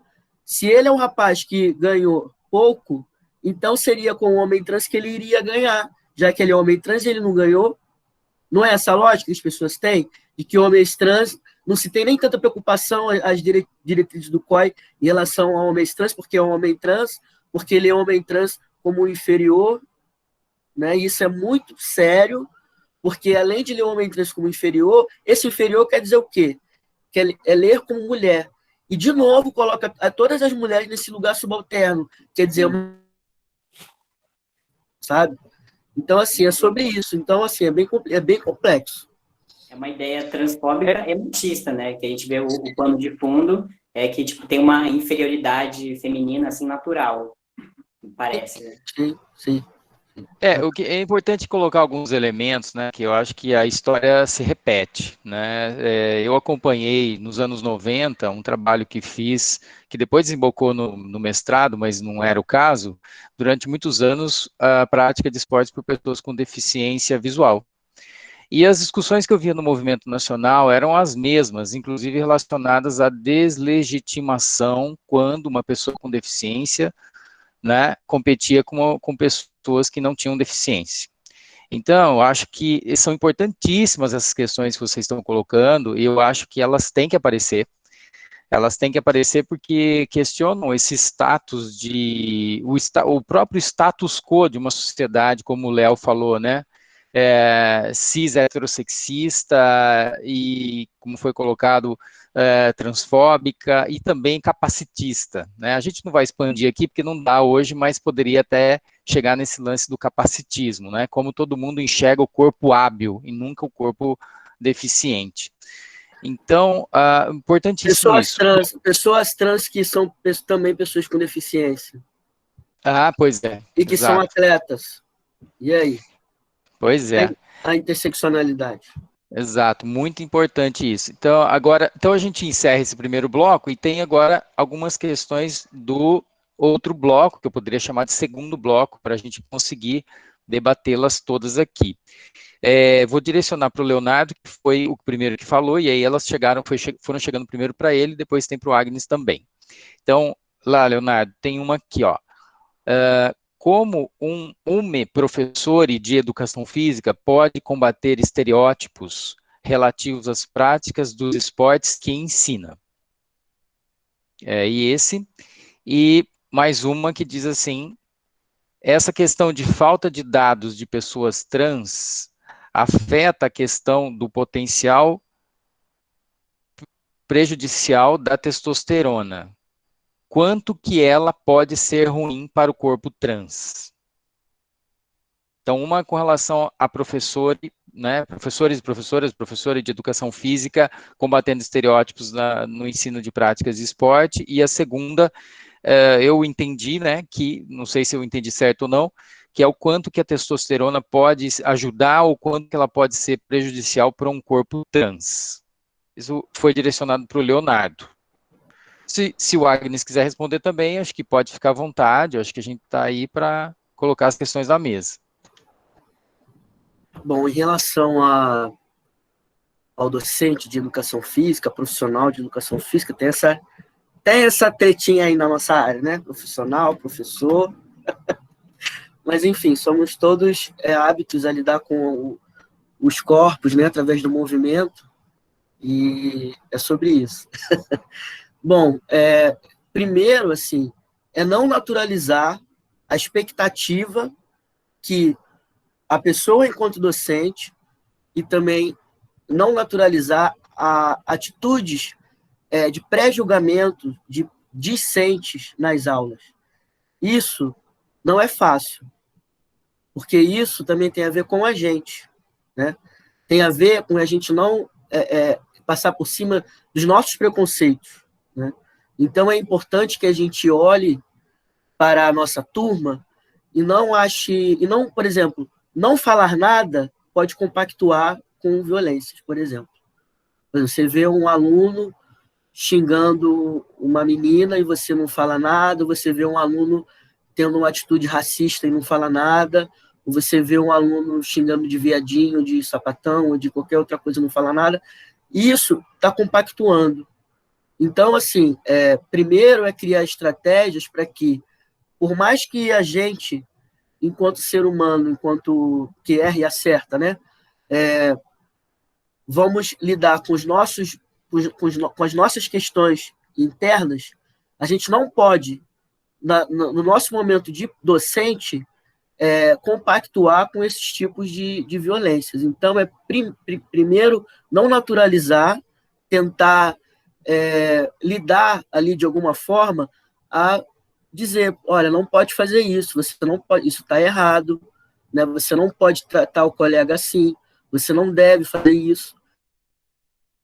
No sentido de impedir que aquilo aconteça e mostrar que aquilo está errado. Porque ali, no contexto da educação física escolar especificamente, se você naturaliza, todos os outros coleguinhas vão achar que está certo. E aí, quando você faz isso, acabou, porque você ali, que para eles é a pessoa que está ali regindo a aula, se você deixa que aquilo seja algo comum, daqui a pouco está todo mundo repetindo, principalmente nas fases iniciais. Então, é importante que isso seja olhado e problematizado, se possível, no momento, né?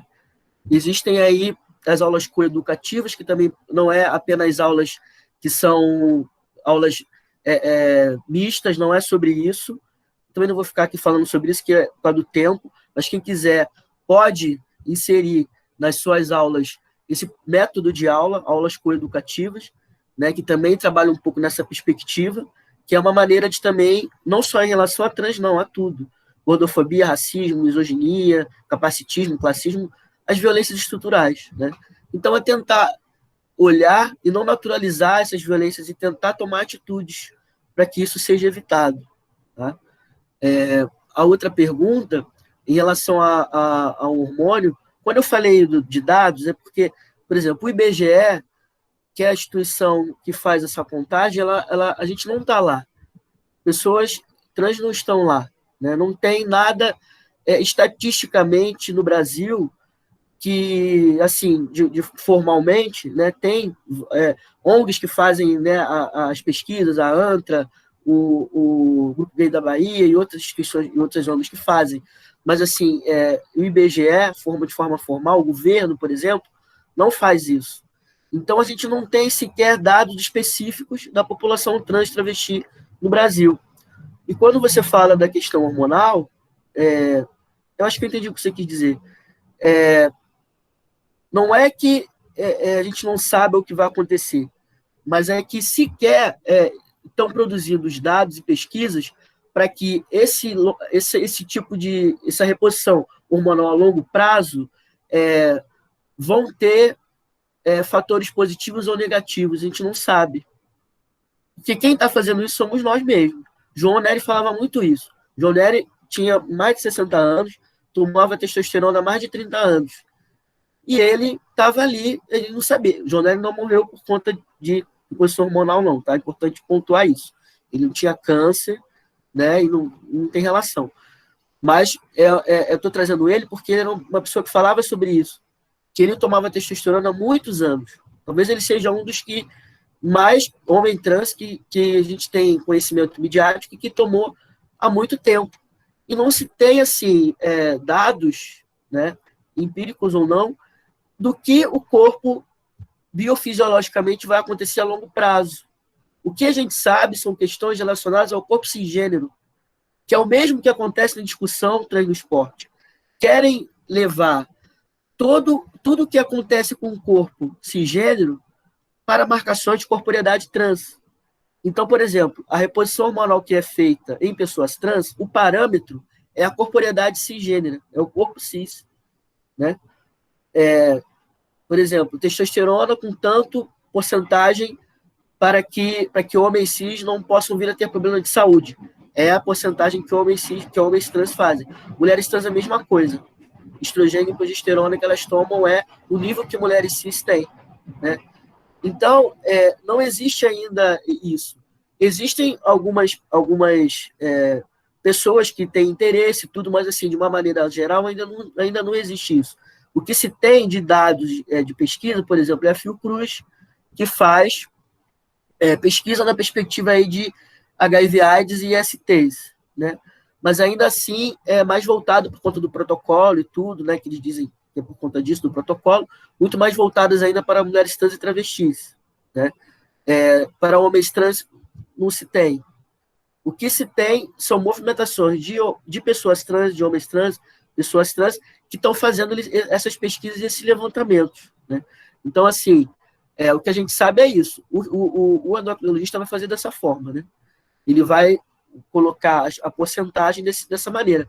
Agora, até o acesso a isso é um pouco complexo, porque tem toda a problemática em torno da questão do preconceito que existe, de acessar esses médicos, de chegar nesses médicos. Por exemplo, homens trans precisam ir ginecologista.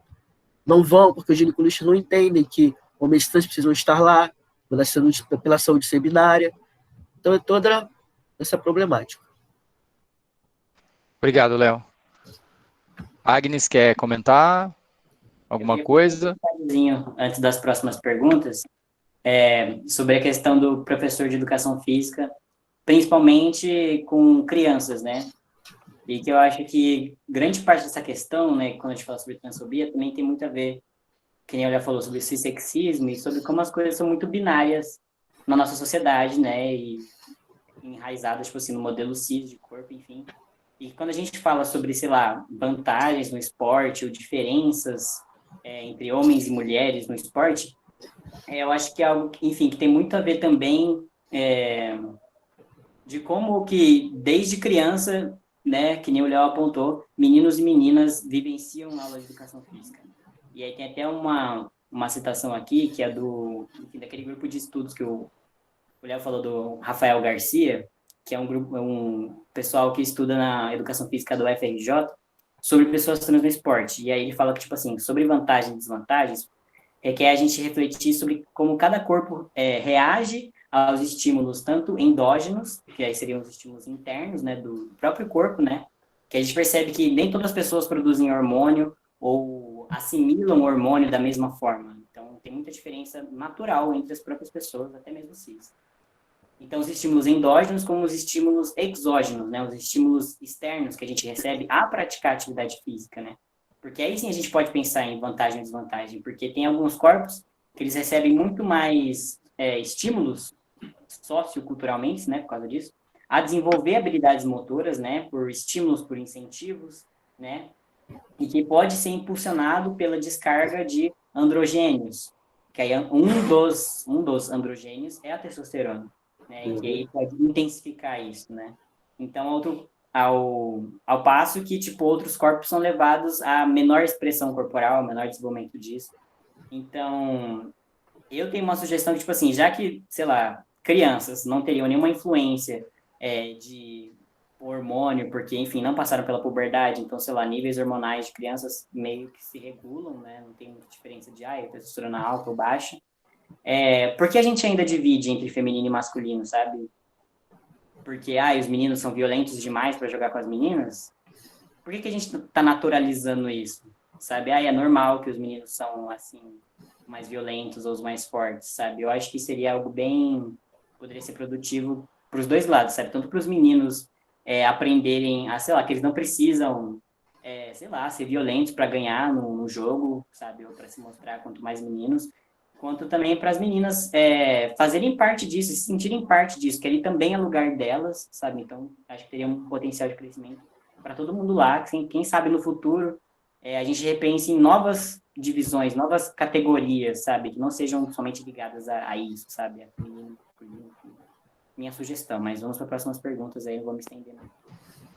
Por causa das convenções sociais, né? Parece que a sociedade faz as convenções sociais para poder funcionar melhor, vamos colocar aspas nesse funcionar melhor, né? E aí, portanto, homogeneiza as pessoas, coloca todo mundo nas caixas e toca a maquinaria. Diria que para manter certas estruturas sociais hegemônicas. Sim, exato. Agnes, tem uma pergunta para você aqui, ó.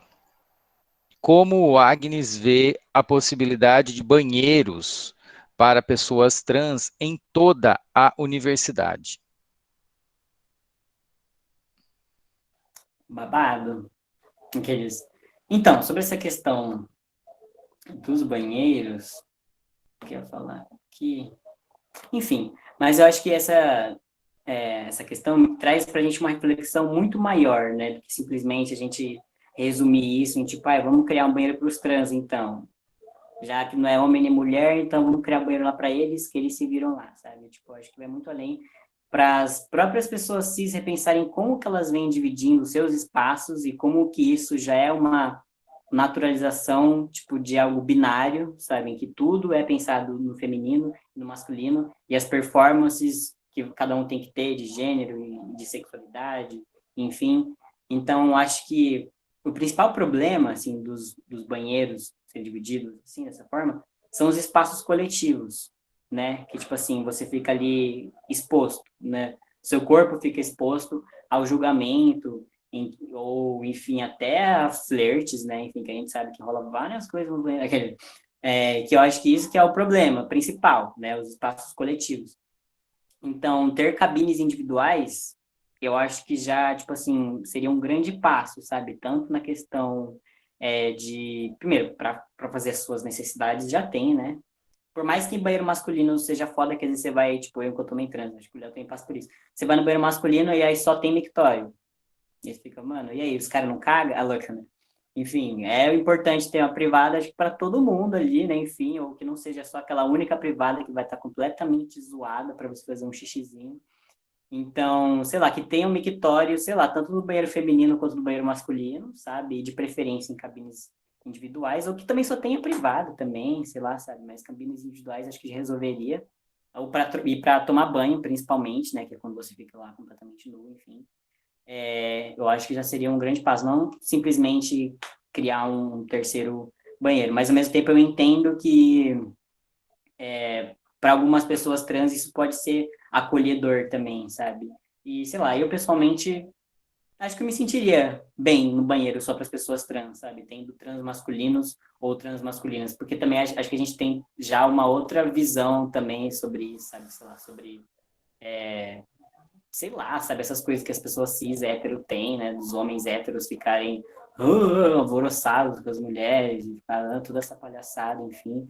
Porém, enfim, eu acho que a questão é mais complexa, então eu boto fé na questão das cabines individuais, que também isso não exigiria grandes reformas ou criar, tipo, um terceiro banheiro, então acho que é algo mais factível, mais fácil de ser feito, vamos dizer que já resolveria grande parte do problema.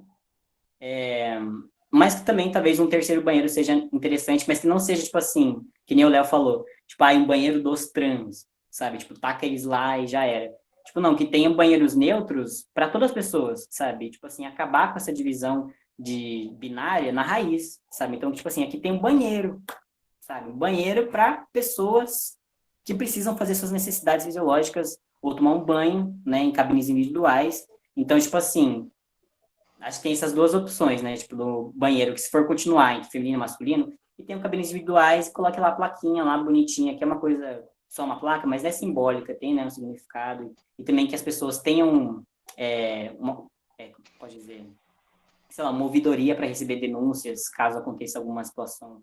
O banheiro, como você diz, o banheiro neutro, como nas nossas casas, né? Que o banheiro, na verdade, frequenta todo mundo, né? Criança, idoso, homem, mulher, enfim.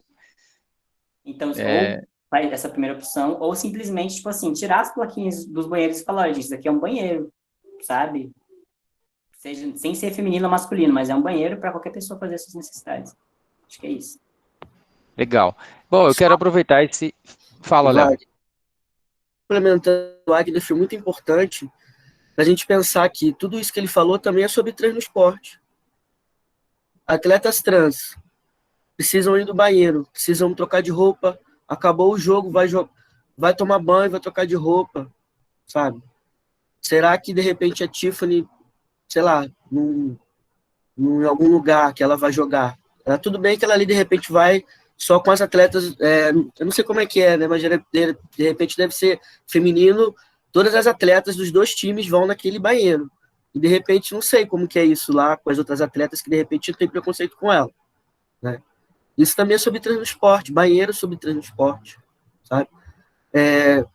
Uma coisa que a gente tem pensado, essa questão do banheiro também em relação a homens trans, que isso tem que ser uma política pública que a gente tem que começar a falar, porque banheiro com cabine, né, e vaso e porta é para além de, por exemplo, nós homens trans, é para pessoas, por exemplo, homens trans que têm questões com o genital, homens trans que têm um pênis pequeno ou que têm dificuldade de fazer xixi naquele mictório ou qualquer outro tipo de questão que ele possa vir a ter, é sobre isso. Se tivesse um banheiro, todos os banheiros com porta e vaso, né, isso com certeza teria menos problema possível. Porque tem homens que são assim, homens cis, que têm questões com o corpo e que eles também fazem que nem a gente, Agnes, né? Vai no banheiro, não tem vaso, sai e fica sem ir no banheiro. Isso acontece, né? Então é isso, sabe? Vestiário também, aí vai tomar banho. Aí, geralmente vestiário não tem porta, né? Tem os vestiários de uns clubes aí que não tem porta, é tudo aberto, principalmente os masculinos.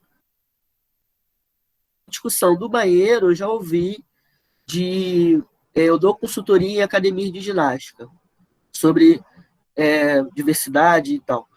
E aí, uma vez, me falaram que era um problema fazer esse tipo de banheiro apenas com porta e o vaso, porque isso teria custos,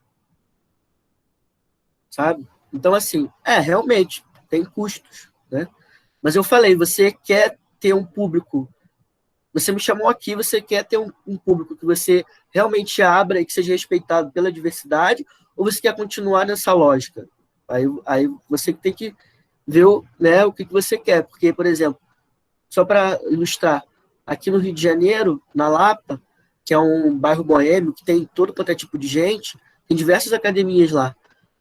Tem academias lá que recebem pessoas trans, travestis, homens trans e tal, que eles até atendem, por exemplo, a questão do nome social, de boa, mas aí cai nessa questão do banheiro.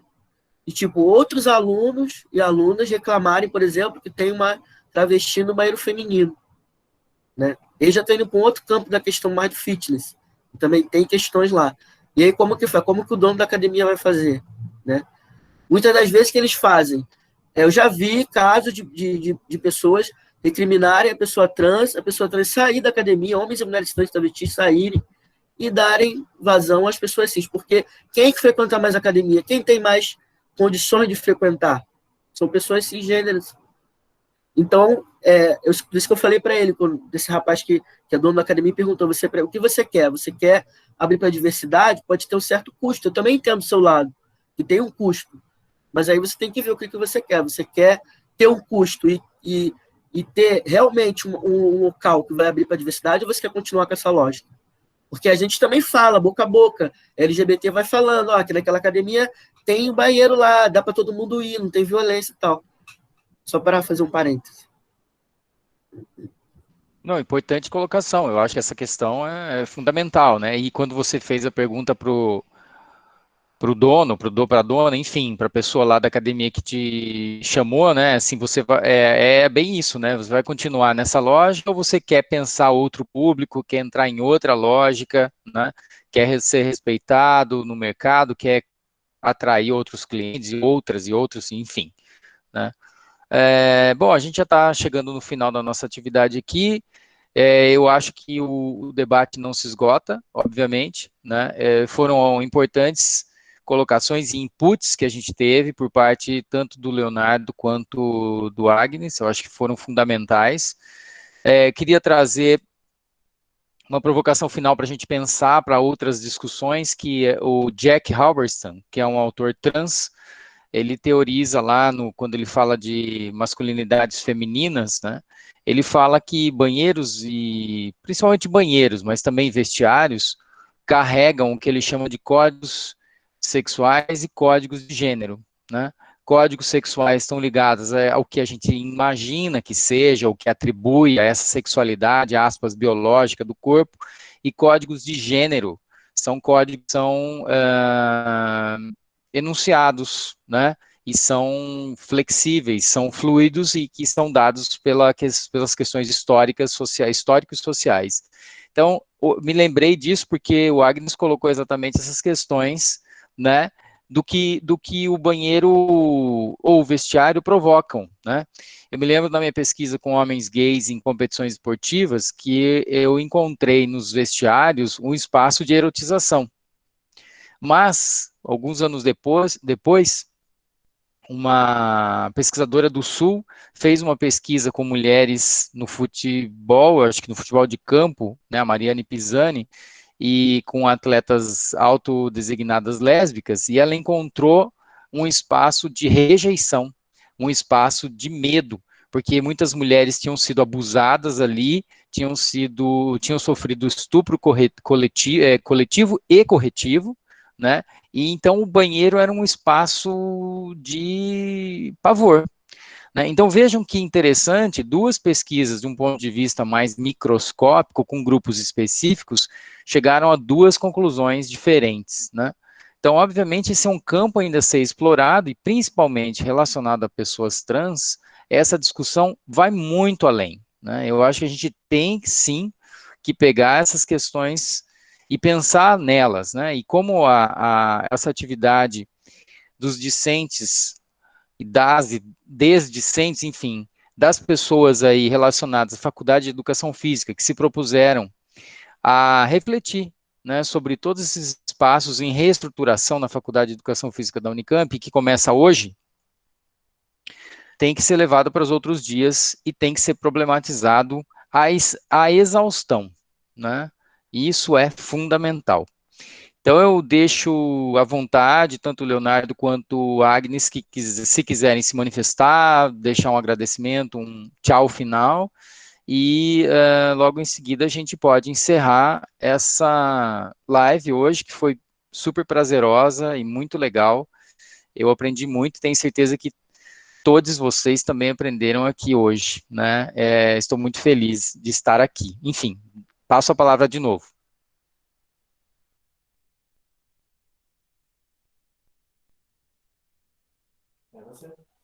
Bom, enquanto o Juliano aparece, eu vou falar aí.